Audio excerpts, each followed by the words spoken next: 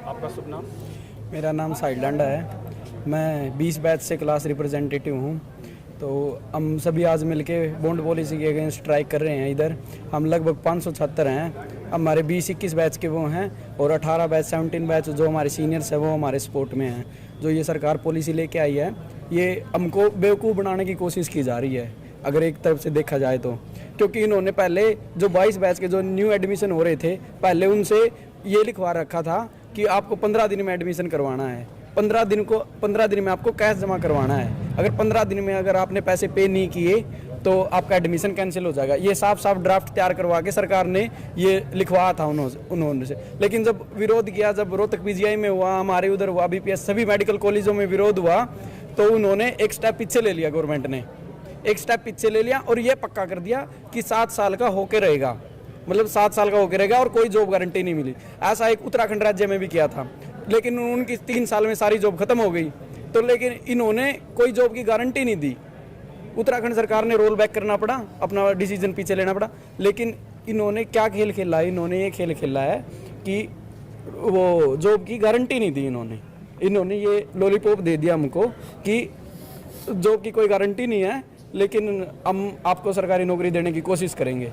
तो इसका कोई मतलब नहीं बनता। और अगर आपने सरकारी नौकरी नहीं की, मान लो सरकार के पास जॉब खत्म हो जाती है, उन्होंने तो नहीं लिखा कि कोई गारंटी देंगे, तो हम कहीं प्राइवेट करें या वो करें तो हमको 40 लाख रुपए चुकाने पड़ेंगे और उनके ब्याज समेत चुकाएंगे तो 60-70 लाख हो जाएंगे।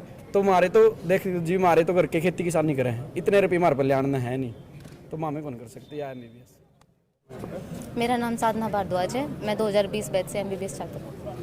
क्या कहना है? मैं यही कहना चाहूँगी कि ये बॉन्ड पॉलिसी है, ये काला कानून, ये बिल्कुल गलत है। ये बहुत ही गलत नीति है, क्योंकि इसकी वजह से जो मेरिट है उसका कोई मतलब वैल्यू नहीं रह जाती उसकी। बच्चे मेरिट के बेसिस पे एडमिशन लेते हैं और अब उस मेरिट की कोई वैल्यू नहीं रहेगी, क्योंकि लोग जिनके पास पैसे हैं वो तो एडमिशन ले लेंगे, वो लोग तो पढ़ लेंगे। जिनके पास पैसे नहीं है, जो मिडिल क्लास के से बच्चे हैं, वो लोग इतना अफोर्ड नहीं कर पाएंगे। इसकी वजह से जो मेधावी छात्र हैं वो हमारे स्टेट में नहीं रह पाएंगे, उनको मजबूरन बाहर जाके पढ़ाई करनी पड़ेगी या उन्हें लाइन ही छोड़नी पड़ेगी। जिन लोगों का डॉक्टर बनने का सपना है वो डॉक्टर नहीं बन सकते, हरियाणा में रह के तो बिल्कुल नहीं बन सकते इस खराब नीति की वजह से। और प्रतिभा का पलायन हो रहा है इस नीति की वजह से, क्योंकि जो मेधावी छात्र हैं वो बॉन्ड ना देना पड़े इस वजह से वो दूसरे राज्य में जा रहे हैं। और इसी वजह से फिर जो मतलब वो फिर हमारे जो सरकार, हमारे जो राज्य की जो स्वास्थ्य सेवाएं हैं उनकी गुणवत्ता पे भी असर पड़ेगा, क्योंकि जो मेधावी छात्र हैं वो तो यहाँ रहेंगे ही नहीं। तो यही कहना चाहूँगी मैं कि सरकार की ये बहुत ही गलत नीति है। इससे छात्रों को जो शिक्षा का अधिकार है वो उनसे छीना जा रहा है और सरकार को ये बॉन्ड पॉलिसी जो है वापस ले लेनी चाहिए। जी, मेरा नाम विनय है। मैं यहाँ MBBS का छात्र हूँ 20 बैच से।